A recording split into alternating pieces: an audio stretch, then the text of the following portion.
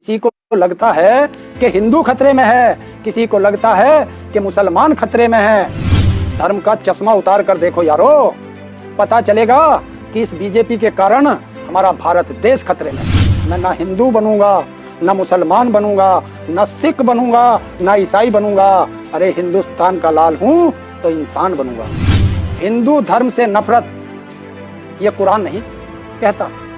हिंदू धर्म से नफरत करो ये कुरान नहीं कहता। भारत में मस्जिदें तोड़ो ये श्री राम नहीं कहते। रोटी का कोई धर्म नहीं होता, पानी की कोई जात नहीं होती। जहाँ इंसानियत जिंदा है वहाँ मजहब की कोई बात नहीं होती। आपको हमने चुन करके भेजा है और जब चुन करके भेजा है तो आपसे सवाल पूछेंगे। ये हमारा अधिकार है और हमें यह संविधान ने दिया है। उस संविधान के अंतर्गत हम आपसे सवाल पूछेंगे और बार बार पूछेंगे और आपको जवाब देना पड़ेगा। अगर आप जवाब नहीं दे सकते तो गद्दी खाली करें। साथियों, मैं इनके एक हिंदू और मुस्लिम के नारे पर एक 4 लाइन कहना चाहता हूं। हिंदू धर्म से नफरत ये कुरान नहीं कहता। हिंदू धर्म से नफरत करो ये कुरान नहीं कहता। भारत में मस्जिदें तोड़ो ये श्री राम नहीं कहते। रोटी का कोई धर्म नहीं होता, पानी की कोई जात नहीं होती। जहाँ इंसानियत जिंदा है वहाँ मजहब की कोई बात नहीं होती।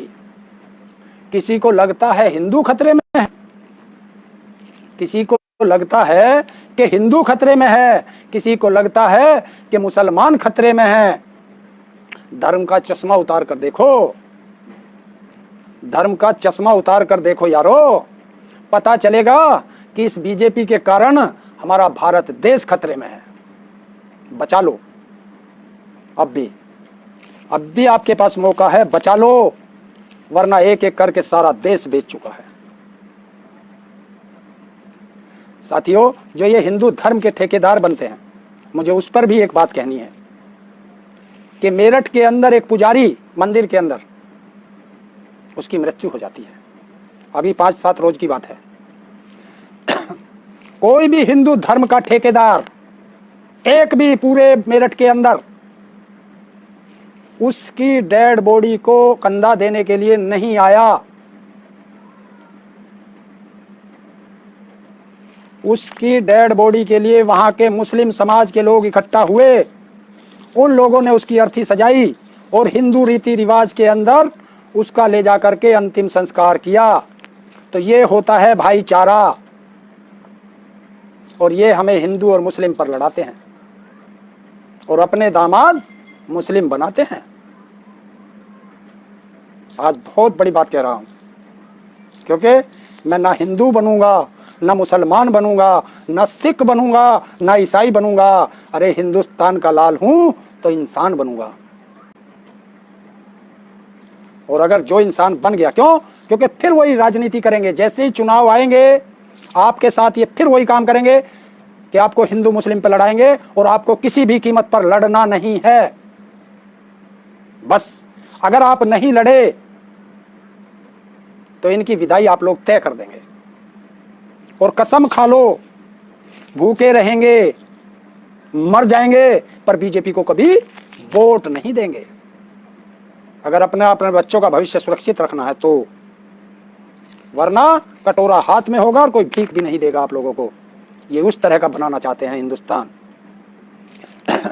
आप देख रहे हो, परसों घड़ियाली आंसू रोए और रिजर्व बैंक से 99,122 करोड़ रुपया फिर निकाल लिया, फिर ले लिया। कहां ले जा रहे हैं इतना पैसा? इमेज चमकाने पर। तो साथियों, 26 मई आप लोगों के भारत में परीक्षा की फिर घड़ी आई है। क्यों? कि 26 मई को इस झांसाराम मंदारी की सरकार के 7 साल पूरे होने जा रहे हैं। 26 मई को इन्होंने शपथ ली थी, इनकी सरकार बनी थी, और 26 मई को किसानों के आंदोलन के 6 महीने पूरे होने जा रहे हैं।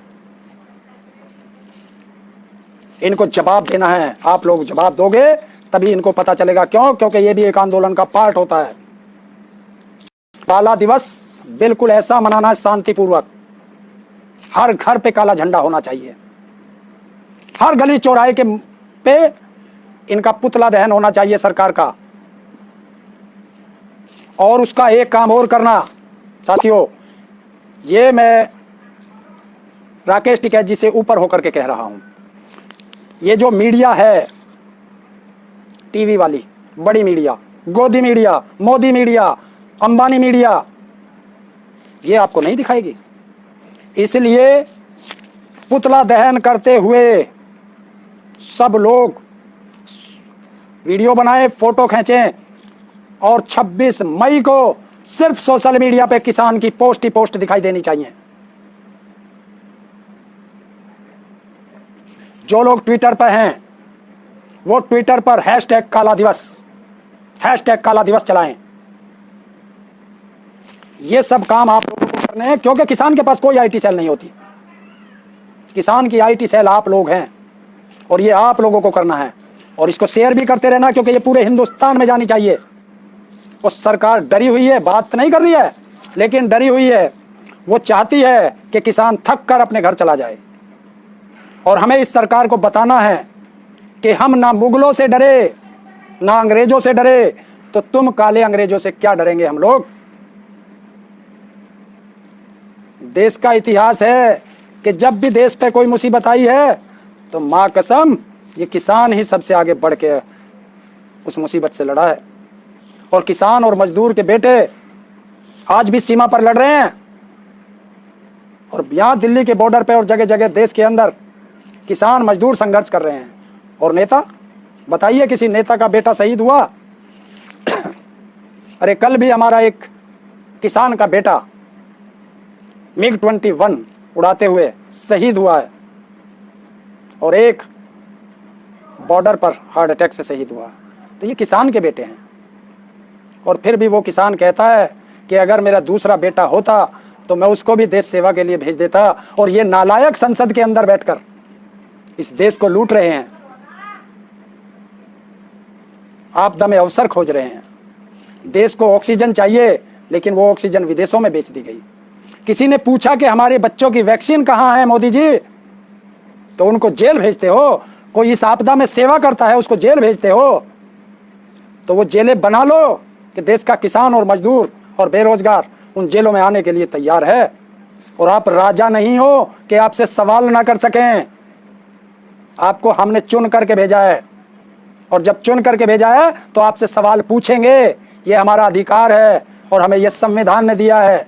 उस संविधान के अंतर्गत हम आपसे सवाल पूछेंगे और बार बार पूछेंगे और आपको जवाब देना पड़ेगा।